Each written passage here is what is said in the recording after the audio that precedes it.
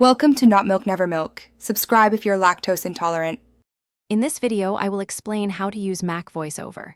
Turn on Voiceover with Command F5 and start by learning basic navigation and the rotor.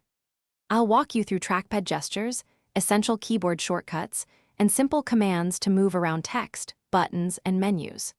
Practice each step slowly, and customize speech settings to your preference so VoiceOver feels natural and efficient as you explore apps and websites.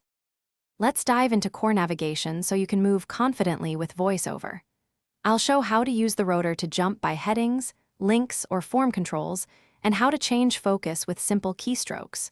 You'll learn quick ways to read text, interact with lists, and activate buttons using the keyboard or trackpad gestures. Keep your pacing steady and repeat actions to build muscle memory and fluency. Now we'll cover advanced tips to make VoiceOver work for your workflow.